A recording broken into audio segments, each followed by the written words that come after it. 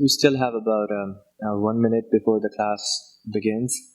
I wanted to quickly talk about one very important thing that I have noticed for some time in Masjid Masroor, and that is the lack of enough copies of the Holy Quran at the masjid. Uh, Even though our masjid, Alhamdulillah, has been open for the last 4 months, um, there about 4 months, and the number of Holy Quran copies that we have available, at least from here, it doesn't look that we have more than 15 or so. It is my humble request and desire if on the men's side we can have at least 100 copies of the Holy Quran. Different translations are available: English, Urdu by Khalifatul Masih Rabi Rahimahullah Ta'ala, and then Tafsir Saghir Tarjuma by Hazrat Khalifatul Masih Sani Radiyallahu Ta'ala anhu. Then just the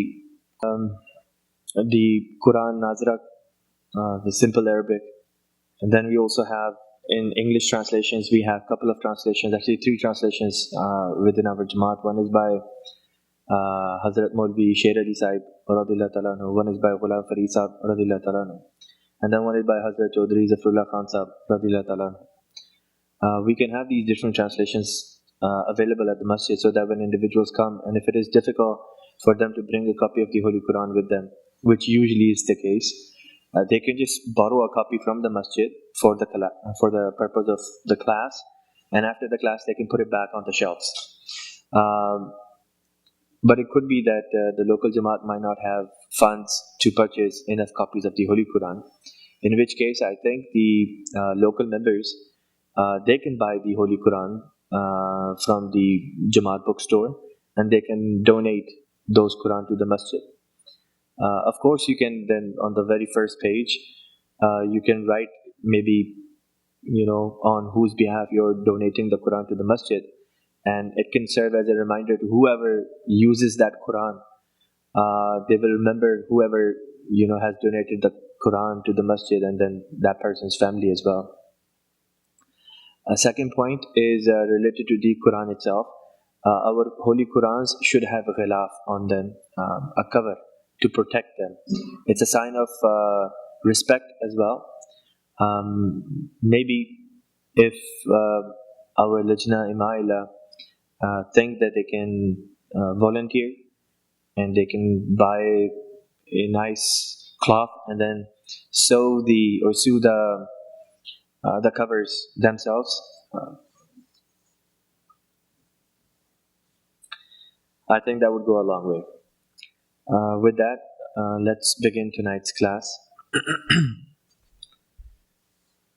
أشهد أن لا إله إلا الله وحده لا شريك له وأشهد أن محمدا عبده ورسوله أما بعد فأعوذ بالله من الشيطان الرجيم بسم الله الرحمن الرحيم الحمد لله رب العالمين الرحمن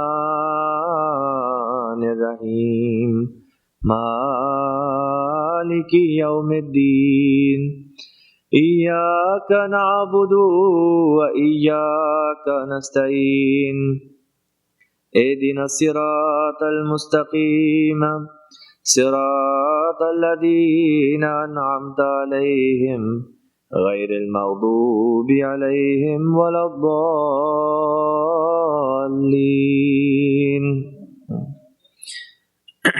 Assalamu alaikum wa rahmatullahi wa barakatuhu. In our previous class, we were studying the root of Malik, and the root is Mim, Lam, and Kaf. Malaka means to own something.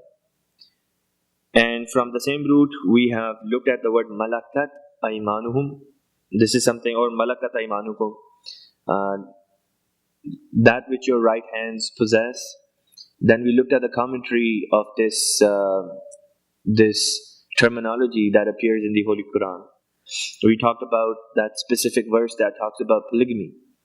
We looked at the Ahmadiyya Muslim community's stance under the light of the writings of the promised Messiah alayhi salam and Khulafai Ahmadiyyat. We looked at what the Holy Prophet sallallahu alaihi wasallam has mentioned, what the Quran says. We also studied and discussed the level of justice that one has to execute when talking about polygamy. From the same root, we will be looking at different words that stem from the same root. For this purpose, I would request everybody to please open up Surah Taha, which is chapter number 20 of the Holy Quran, verse number 88. So chapter 20, verse 88. Surah Taha जो है ये 20वीं सूरत है और आयत number 88.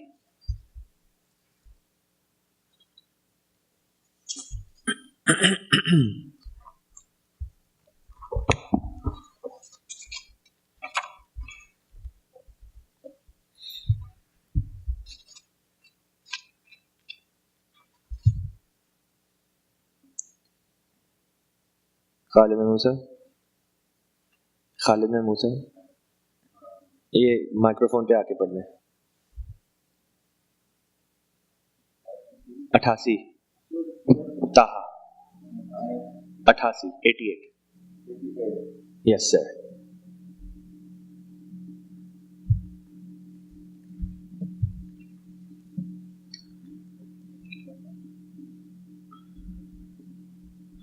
أعوذ بالله من الشيطان الرجيم قالوا ما أخلفنا موعظك بملكنا ولكننا حملنا أوزارا من زينة القوم فقذفناها فكذلك ألقى السامري. अगली आयत भी पढ़ दें. فأخرج لهم عجلا جسدا له خوار فقالوا هذا إلهكم وإله موسى فنسي. जज़ाकल्लाह. इसका तर्जुमा भी है आपके पास? कौन सा तर्जुमा है आपके पास? Which translation do you have? By Khalifa Rabi rahimahullah. Ji. Okay, could you please read the Urdu translation as well? तर्जुमा है इन आयात का. उन्होंने कहा हमने तेरे अहद की खिलाफ वर्जी अपने इख्तियार से नहीं की, लेकिन हम पर कौम के जेवरात का बोझ लादा गया था तो हमने उसे उतार फेंका. बस इस तरह सामरी ने तरह डाली. फिर वो उनके लिए एक ऐसा बछड़ा निकाल लाया जो एक बेजान जिस्म था जिसकी गाय जैसी आवाज थी.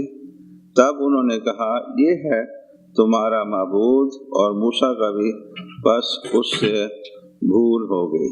Jazakallah. Anybody who has English translation with them on the men's side? Okay, could you please come to the microphone and read the English translation?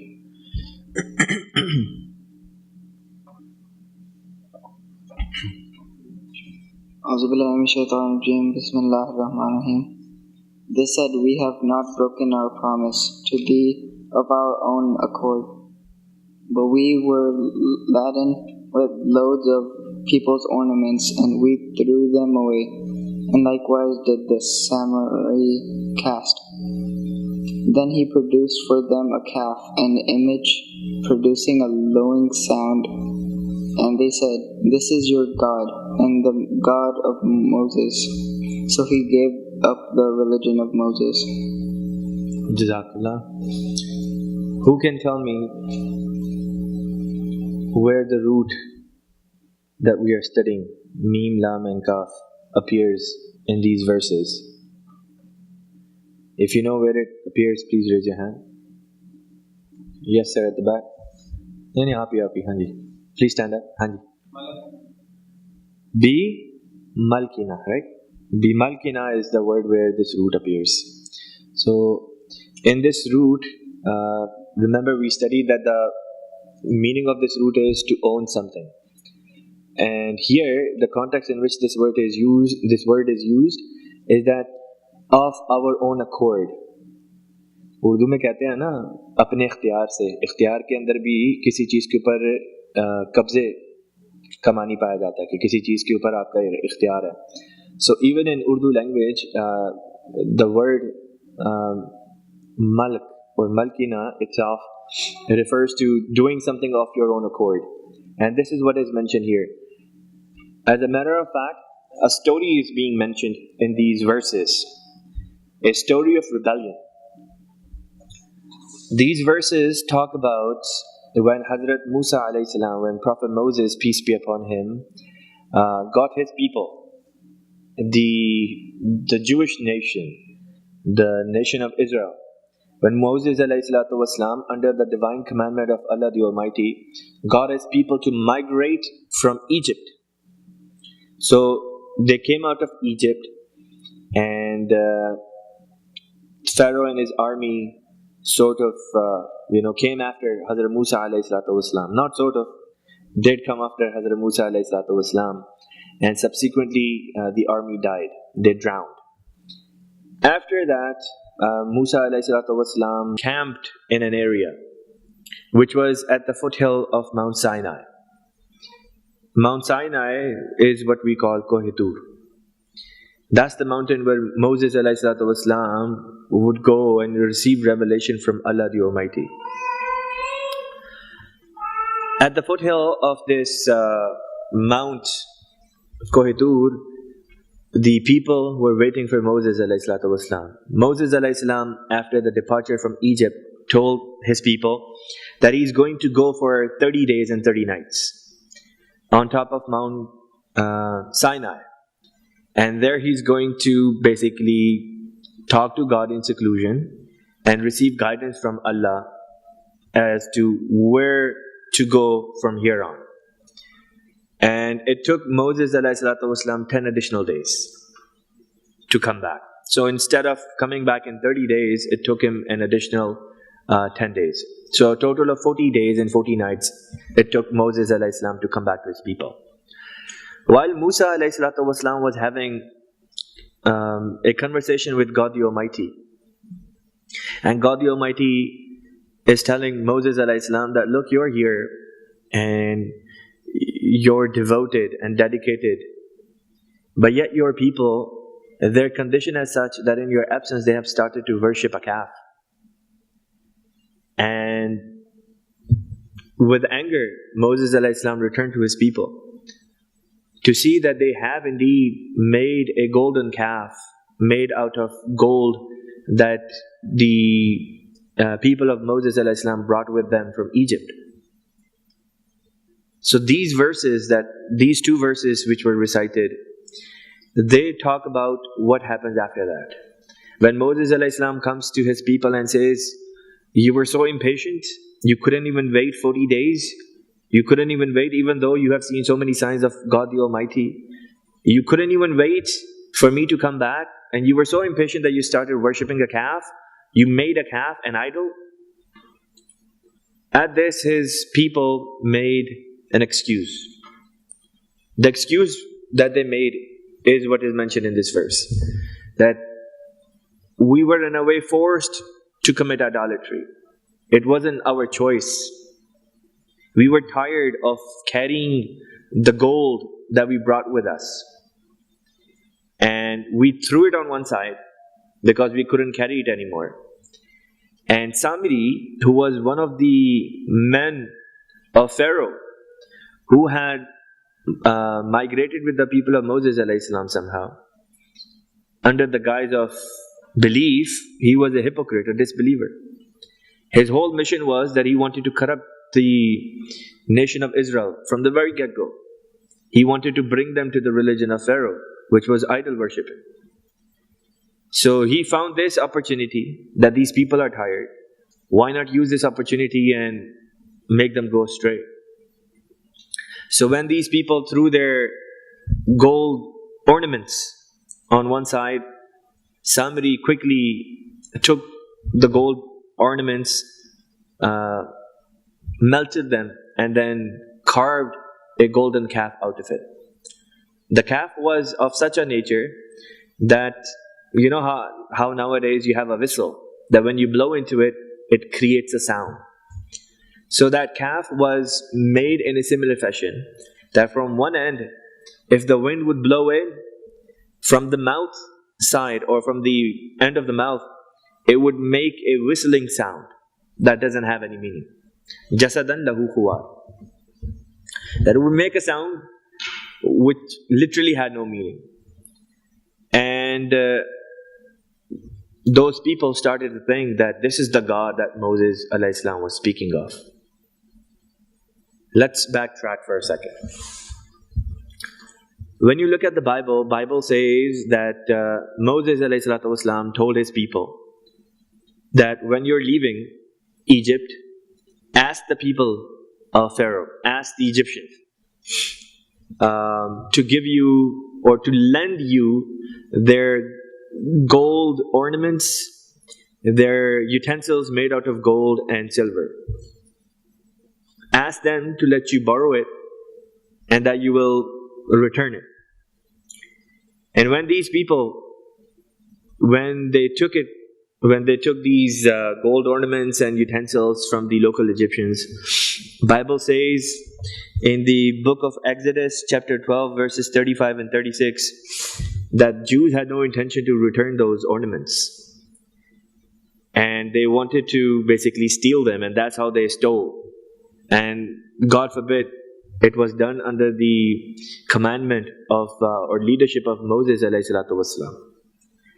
Bible levels this allegation against Musa alayhi salam that God forbid he was a thief, that he told his people that somehow tricked the Egyptians into giving you their gold. And Bible says that people of Musa alayhi salam, they succeeded in this.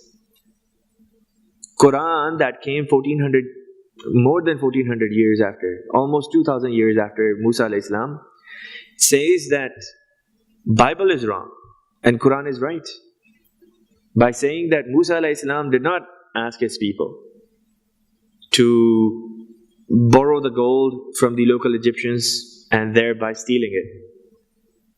Rather, what we find from the Holy Quran is that the Egyptians, they wanted to get rid of the Israelites. They wanted to get rid of the people of Moses alayhi salam because they had seen so many signs, disasters upon disasters, as divine punishments, that now they did not want to do anything with the people of Musa alayhi salam, and they wanted them to leave as soon as possible. So at that moment, they started giving them whatever they could find in a way to suggest that take this and leave, just go. And this is something which even other portions of the Bible also support. The word which is used in the Holy Quran is فَقَذَفْنَاهَا. فَقَذَفْنَاهَا. That these people, they threw those gold ornaments on one side with disgust. If they had literally, stolen these gold ornaments, why would they throw it? Why would they have disgust towards it? This shows that this was something given to them by the Egyptians. So when they came, they got tired, they threw them on one side. Now the other segment of this story is that Bible says that the person who made this calf was actually Hazrat Harun alayhi salam, the brother of Musa alayhi salatu wasalam. Quran says it was Samri, the hypocrite, the disbeliever who came along.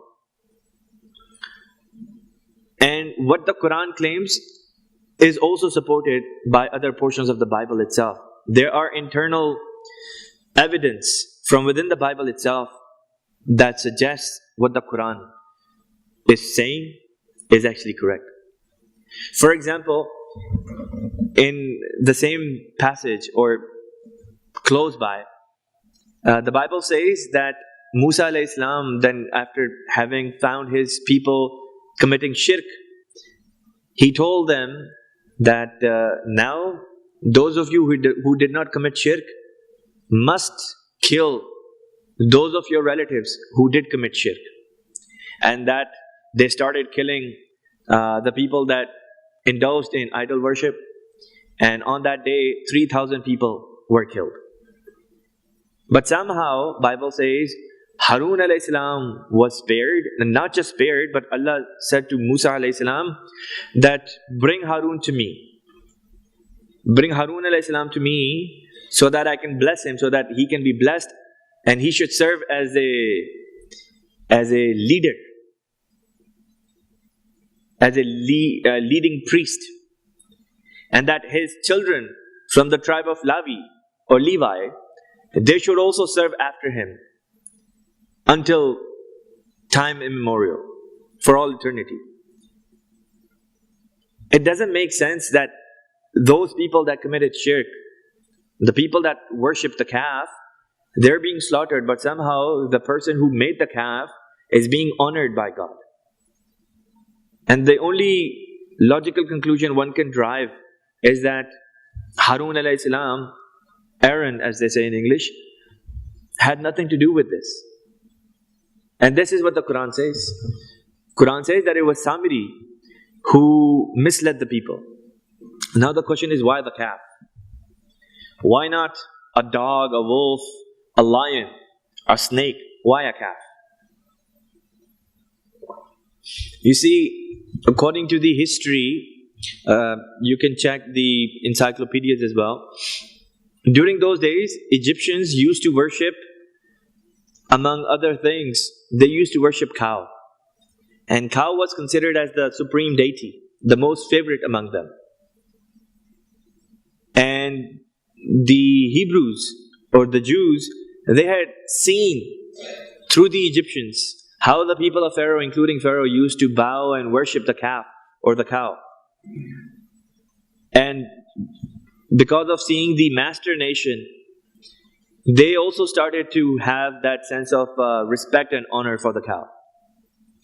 History tells us that the Egyptians, the local Egyptians, had one of the biggest temples, or actually the biggest temple at that time was dedicated for the worshipping of a cow. And they would find the perfect cow from the land, they would bring it to that temple, and then they would worship it. And when that cow would die, they would have a day of mourning, or maybe days of mourning. And then when that cow would die, then they would go about in the land searching for another perfect cow. Whoever would find it would be handsomely rewarded. And remember, the Jewish people were seeing all of this, and they were the slaves of the Egyptian people. And when they came out of bondage, and somebody who was from the people of Pharaoh, this was his opportunity of bringing these people back to the religion of Pharaoh. He made a calf. These people already had a sense of respect for the deity of their masters in Egypt. And this is how they ended up committing shirk. And this is the portion from the Quran where it talks about how these people committed shirk in the absence of Hazrat Musa alayhi salam. Next verse that I would like to share with all of you today is from Surah Yusuf, which is chapter number 12, verse number 44. Chapter 12, verse 44. To read this verse. Surah Yusuf, ये 12वीं सूरत है और आयत है 44.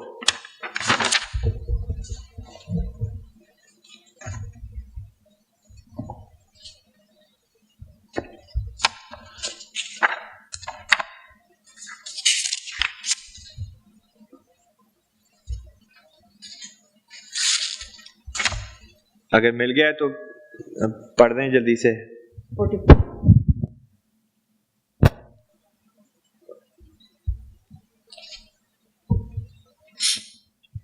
Assalamu alaikum. वालेकुम सलाम व रहमतुल्लाह. أعوذ بالله من الشيطان الرجيم بسم الله الرحمن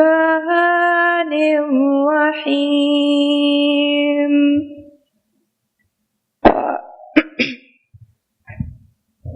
قالوا أضغاث أحلام. Read from verse 44. One verse prior. وقال الملك إني أرى سبع بقرات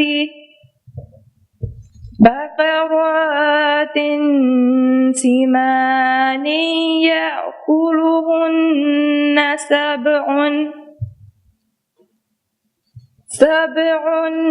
عجاف وسبع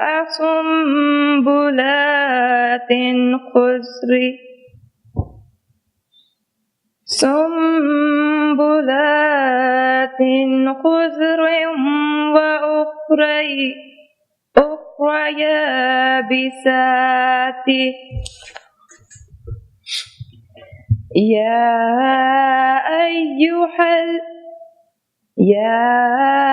أيها الملأ أفتوني في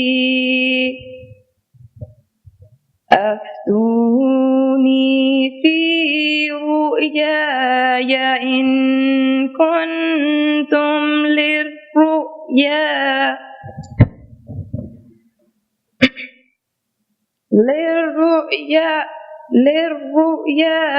تعبرون. Jazakallah. If anybody on the Lajna side has Urdu translation, and then someone else who can present from the Lajna side the English translation as well, please. बिस्मिल्लाहिर्रहमानिर्रहीम। और कुछ अरसे के बाद बादशाह ने अपने दरबारियों से कहा कि मैं ख्वाब में 7 मोटी गायें देखता हूँ जिन्हें 7 दुबली गायें खा रही हैं, और 7 तरोताज़ा सब्ज बालें देखता हूँ और चंद और बालें भी जो खुश्क हैं। ऐ सरकर्दा लोगों, अगर तुम रोया की ताबीर किया करते हो तो मुझे मेरी इस रोया के मुतालिक सही हुक्म बताओ।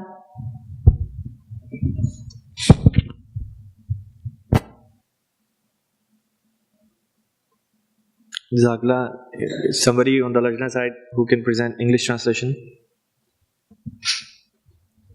Bismillahirrahmanirrahim. And the king said, I see in a dream 7 fat kine, which 7 lean ones eat up, and 7 green ears of corn, and 7 others withered. O ye chiefs, explain to me the meaning of my dream, if you can interpret a dream. Jazakallah. Who on the Lajna side can tell me where the root that we are studying appears in this verse?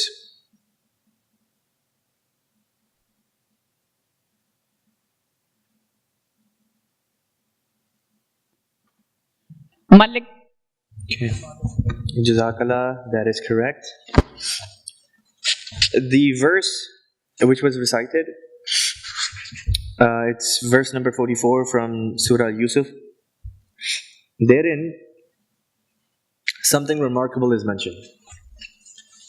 Hazrat Yusuf alayhi salam, Prophet of Allah, he was imprisoned for a crime he did not commit. And he was known to be a man of God who was given the sign of Tabiru Roya. The miracle per se that he had was that Allah gave him the deeper understanding of understanding the dreams or interpreting the dreams. And he had interpreted the dreams of 2 of his inmates, the cellmates per se. And one of them, according to the interpretation that Hazrat Yusuf alayhi salam gave, was crucified 3 days later.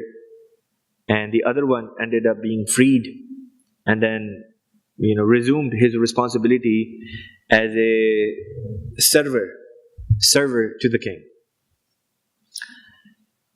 The man who ultimately became freed and became a server to the king forgot about Yusuf alayhi salam altogether. Many years went by. And all along, Yusuf alayhi salam is still in prison. Until one day the king says in his court that I have seen a dream. And now he's talking to his viziers, his ministers. That I have seen a dream, and in my dream I see that 7 skinny cows are eating up 7 fat cows. And that I see that 7 ears of grain that are fully developed, and then 7 ears of grain that have withered. He says, tell me what is the interpretation of this dream. Now all the people that were present in the court of the king that day, all the viziers, they had absolutely no idea.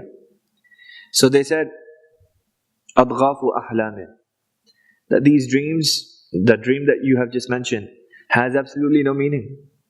This is one of those dreams that, your own self shows you. It doesn't mean that this is from, the divine source, that this is from God. When the king mentioned this dream, his server remembered Yusuf alayhi salam, whom he had met in the prison many, many years ago. And he asked the king that, King, if you allow me to go back to Yusuf alayhi salam, I will go and find out what this dream means and come back and report to you. And then he came to Hazrat Yusuf alayhi salam and then respectfully asked by saying, Ya ayyuha Siddiq, O truthful man, please tell me the interpretation of this dream. And Yusuf alayhi salam told him this dream, the interpretation of this dream. Also saying that, now when you go back, tell your king about me. And he did. And the king basically ultimately brought Yusuf alayhi salam out of prison. The interpretation of the dream. The interpretation was that when the king saw 7 skinny cows eating up 7 fat cows, he said a drought is going to come. A drought is going to come in 7 years' time. So in these 7 years, whatever grain you grow, whatever crop you grow, start saving it as much as possible. And then at the end of those 7 years of saving, you will be hit by 7 years of drought. 7 years of drought. At this, the dream also stated that the king saw 7 ears of corn or grain that were fully developed, and then 7 ears of corn or grain that were withered.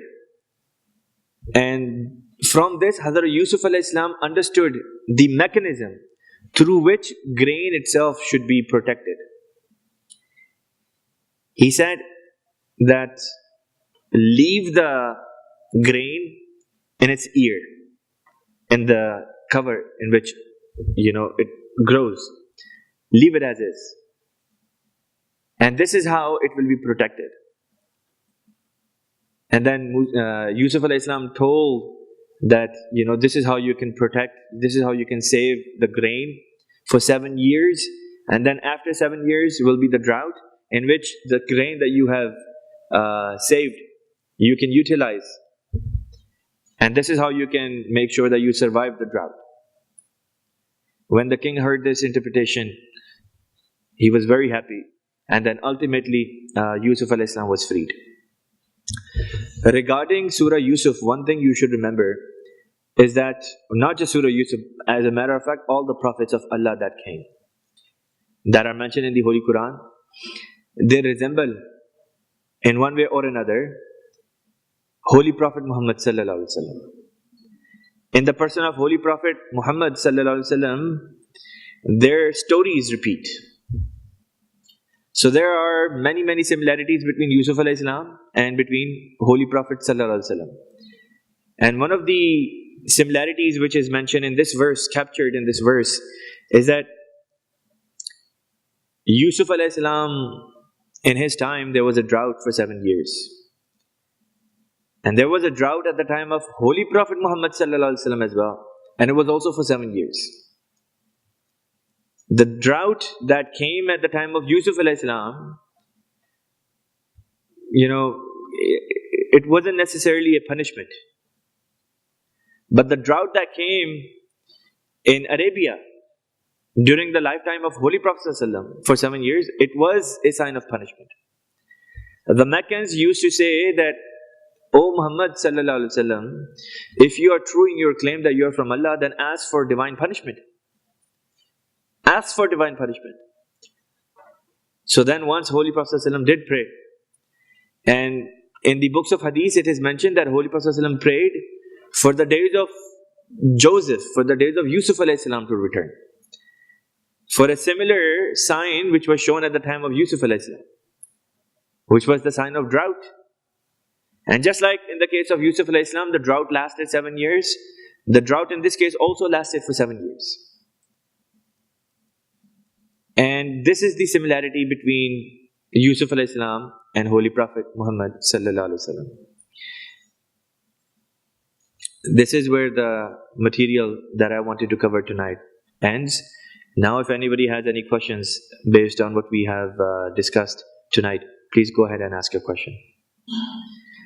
अगर किसी का कोई सवाल है तो microphone पे आके पूछ सकते हैं.